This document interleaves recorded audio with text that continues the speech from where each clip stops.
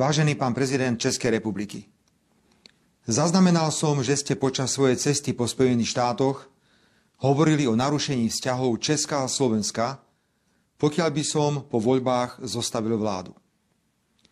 Vaše vyjadrenie je veľmi bizarné vo svetle faktu, že som držiteľom vysokého českého štátneho vyznamenania Rad Bieleho leva.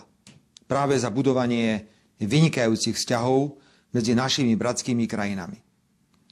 Súčasne je veľmi mrazivé, ak ako hlava Českej republiky hovoríte o zhoršení tradične nadštandardných československých vzťahov len preto, lebo na východ od rieky Morava by mohli vládnuť politici so suverénnymi názormi.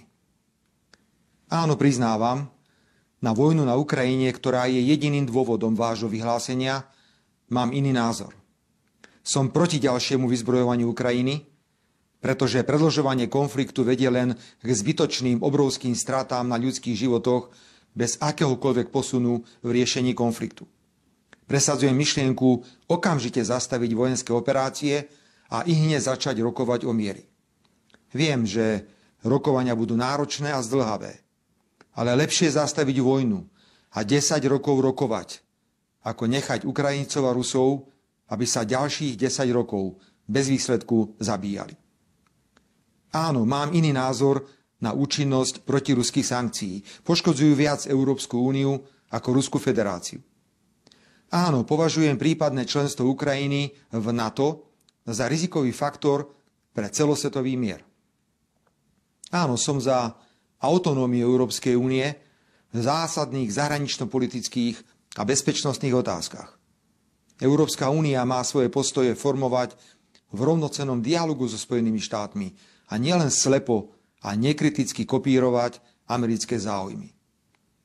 Prečo pre Boha, a to sa pýtam s plnou vážnosťou, majú tieto suverénne stanoviská slovenskej sociálnej demokracie viesť k zhoršeniu československých vzťahov? Má to byť neadekvátne zdvihnutý prst a varovanie adresované slovenským voličom, že voľba slovenskej sociálnej demokracie bude viesť českú politickú reprezentáciu k úmyselnému zmrazeniu československých vzťahov? Ak bol toto účel vášho vyjadrenia, nepriateľne zasahujete do priebehu slovenskej volebnej kampane a ja to musím rázne odmietnúť. Toto som si nikdy vo vzťahu k českej politickej scéne nedovolil, lebo rešpektujem suverenitu Českej republiky a jej vnútorné záležitosti. Vážený pán prezident, nie je zhoršenie vzájomných vzťahov, ktorým strašíte slovenského voliča kvôli našim iným názorom, príliš veľkým rizikom? Obrovskou cenou za malú, politicky prakticky bezvýznamnú službu, ktorú robíte slovenskej prezidentke Zuzane Čaputovej? Prezidentke, ktorá otvorene vyjadruje nepriateľstvo k slovenskej sociálnej demokracii a ktorá súhlasila s bezprecedentným zneužívaním trestného práva na likvidáciu opozície, aby nemohla byť úspešná v parlamentných voľbách 30. septembra. Vážený pán prezident, vaše vyhlásenie nezmení nič na našich suverénnych pozíciách. A nezmení nič ani na postojoch Sloveniek a Slovákov, za ktorých väčšina nepripisuje hlavnú zodpovednosť za vojnu na Ukrajine Rusku a za ktorých polovica považuje Spojené štáty za bezpečnostnú hrozbu.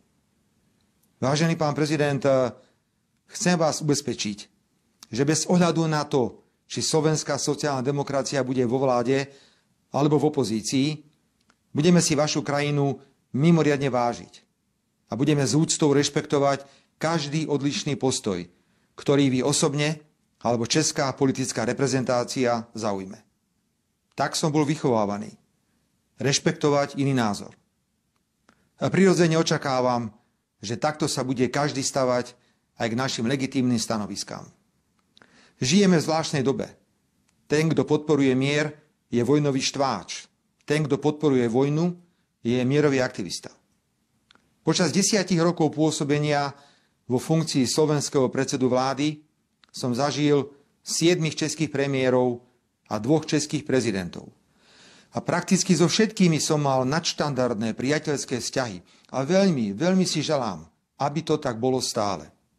Mimoriadne si vážim, že dvaja velikáni českej modernej politiky z opačných brehov politickej rieky, pán prezident Zeman a pán prezident Klaus, zaželali slovenskej sociálnej demokracii do nasledujúcich parlamentných volieb všetko dobré. Nebudem hľadať žiadne zámienky ani vytvárať žiadne dôvody na konfliktné situácie. A preto budem považovať váš zásah do slovenskej predvolebnej kampane kvôli inému legitímnemu názoru len za nedorozumenie. Česká a Slovenská republika si zaslúžia vzájomnú úctu, rešpekt a priateľstvo.